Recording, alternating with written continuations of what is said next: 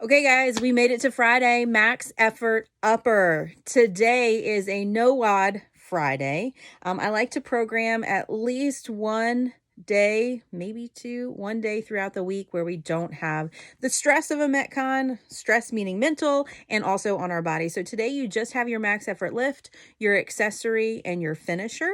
Spend all of your time doing that. Take a lot of sets building up to a 5-rep max behind the neck press. Take some time really adding some weight to these pendulé rows and really challenge yourself with this finisher. Okay, so behind the neck push press. Now, a lot of people are really scared of this position. And if you are not comfortable with this position, then I would tell you and recommend one of two things for you. Either number one, do not go heavy with this. Just get used to the movement and receiving a barbell on your back. Okay. Or if just receiving the barbell on your back, you're just like, I don't want to do it. I don't want to do it. Behind the neck push press will translate to a lot of different other exercises and movements, overhead strength and stability, overhead squat, snatch, different things like that.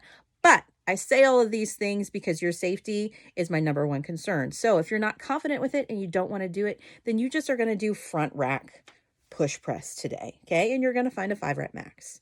I am going to demonstrate the behind the neck push press and what we're looking for with that. Okay.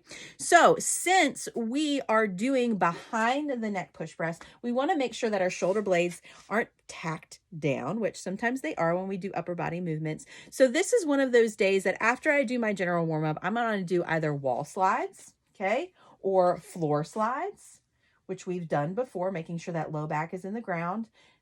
90-degree angle, sliding up and down. But also one different opener that I'm going to do is with my PVC pipe. You guys can use a broomstick like this before. We've done this before in classes. 1 foot forward, 1 foot back. That PVC pipe is going to go behind your head. And what I'm going to do, I'm going to try to keep this PVC pipe parallel to the ground. And I'm going to bring my elbow down all the way behind my back so it's almost touching my shoulders. And then I'm going to slowly bring it back up. Okay, I'm going to do 5 of these on each side. Okay, trying to keep it parallel to the ground. None of this, none of this. 5, elbow down and back. Okay, so I'm going to do 5 on one side, 5 on the other. And that's going to allow you to see and feel this position is going to be better. Okay, so a behind the neck push press looks like this. Obviously, your arms aren't going to be super narrow. If they're going to be super narrow, you're probably not going to be able to rest it on your back. And when you press, you're probably going to bonk yourself in the back of the head. So anytime I do behind the neck push press, I'm in a snatch grip, okay? That's not the end all be all. You don't have to be in a snatch grip, but you do need to be a little bit wider than just outside your shoulders. So if it's not all the way in your snatch grip, it's going to be just slightly in. Okay. So behind the neck push press, your setup with your feet is exactly the same underneath of your hips. My dip is exactly the same as a regular push press. My chest is up. It's just an unlocking of the knees. Press. Okay. One more time. Press. All right. And then from the front, dip, drive, dip, drive. Okay. You are going to do a set of 5. Since this is your only lift today, like I said, I would recommend going really slow, building weight slower than you probably normally would in class, or if you have a Metcon or that sort of thing, you have the time to do it. Okay. So set of 5 behind the neck push press. After that, today for your accessory is pendulé rows. Now, pendulé rows kind of looks like just regular bent over rows. The difference with pendulé rows and bent over rows is with pendulé rows, the barbell goes down to the floor every single time rather than floating out front. Okay, so let me go ahead and get this set up for you so you guys can see. With a typical barbell row, and anytime we do any type of row, we're going to deadlift it all the way to the top, and then we're going to make sure our back stays flat, and we're going to extend our arms, but it's typically floating over the floor. With the pendulé row, I'm still going to deadlift it all the way up. I'm going to get in my setup position.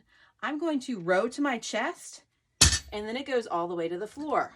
To my chest, all the way to the floor. Okay? The difference between a pendulé row and a bent over row is just here. Okay? So you are bent over a little bit more and you have a greater range of motion, meaning your shoulders are going to sink farther forward and they're going to come up more. Sink farther forward and come up more. That is a pendulé row. Now, it is your accessory. So start off at a weight that you can do a set of 10, and you're going to work to a max weight for a set of 10. One thing I do not want to see though is number one, you having to break the set, meaning like you have to take a break at 6 or 7 because it's too heavy. It's not the intent. You want to still be able to do all 10 in a row. Secondly, I don't want you kipping them. So, shouldn't look like this. I mean, that's a huge exaggeration, but you don't want to be kipping these movements, okay? You're doing 4 sets of 10. All right, your finisher is really hard, okay? And I'm going to give you 2 different options for your finisher today. You can do this with weight or without weight. I recommend without weight. I always start with weight with these, and I always am surprised how long it takes me. But I would encourage you, whatever you start with to finish with, no matter how long it takes you, okay? That is your challenge for today. Now, I would not grab anything heavier than 2.5s. Honestly, I don't care who you are, nothing heavier, okay? Superman swimmers, you're gonna lay on your belly. All the way down, can you see me? Yep, lay on your belly.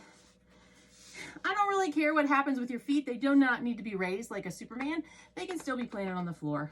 But what's gonna happen? So we're gonna start extended, touching the back and the front. That's 1, 2, 3, 4.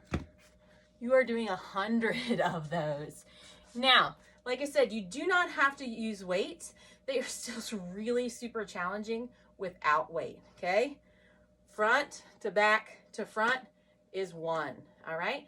The goal is to try to keep your chest slightly elevated, a little bit of an arch in your back, and you want to touch in the front and then touch in the back as well, okay? You are going to do 100 of those. You're going to be glad when it's over. If you guys have any questions on today's workout, shoot me a text, 540-421-2758.